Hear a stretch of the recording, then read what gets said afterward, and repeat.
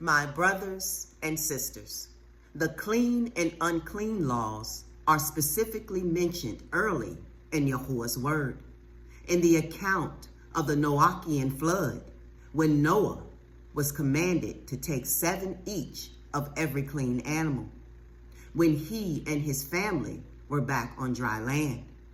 Noah took of every clean animal and of every clean bird, and offered burnt offerings on the altar.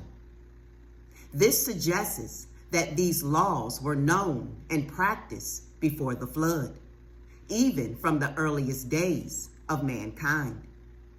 Compare Genesis 4:4, Abel's acceptable offering. Since there were no Jews or Israelites then, not even any Hebrews, these laws are obviously for all humankind. Genesis 9:3 contains a command that has proven difficult for some to understand. Yahuah says to Noah, "Every moving thing that lives shall be food for you. I have given you all things, even as the green herbs."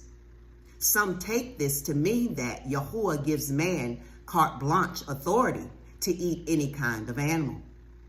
But is this what Yahuah said? The key to this verse is even as the green herbs. In other words, Yahuah gives mankind the authority to eat flesh within the same parameters as he allows us to eat vegetation. Does Yahuah allow us to eat poisonous plants like poison ivy, hemlock, deadly nightshade, etc.? Of course not. Just as certain plants are harmful to us, so are certain meats. As Herbert Armstrong explained in Is All Animal Flesh Good Food? Yahuah did not give poisonous herbs as food. He gave man the healthful herbs.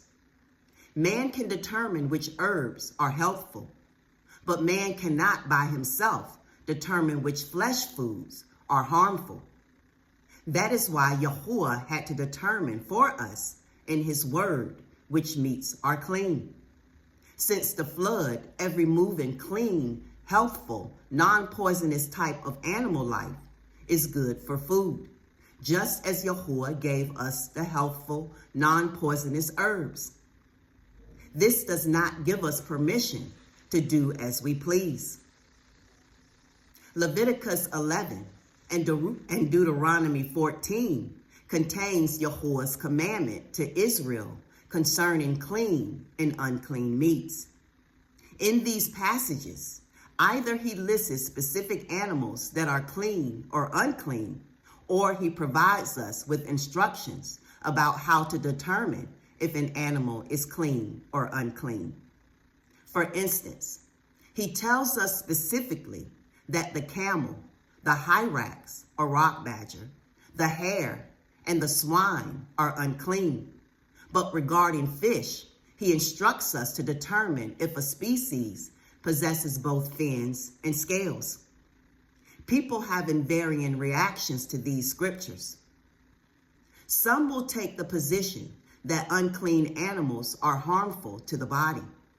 Many of us have had experience, either personally or by an acquaintance, with poisoning by trichinosis, a disease caused by parasitic worm larvae, in pork, or becoming deadly sick from shellfish.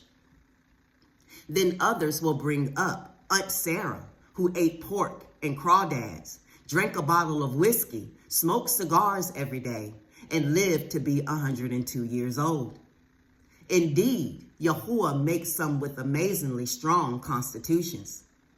Yahuah designed many of the unclean animals for the specific purpose of disposing of the earth's garbage. For instance, without feeling any ill effect, vultures can consume 59 times the amount of botulin, the neurotoxin that causes botulism, that it would take to kill a man. Pigs are scavengers that will eat anything, and if pork is not fully cooked to kill the Trichinella spiralis in it, It can destroy a person's health or even kill him. Even though people throughout the world eat unclean food and live, and even though we could probably do the same, and many of us once did, for followers of the way, it is more than a health matter. In the scriptures, Yahuah never directly connects keeping the laws of Leviticus 11 and Deuteronomy 14 with health. In reality, it is a test commandment to see if we will obey Yahuah. Shalom.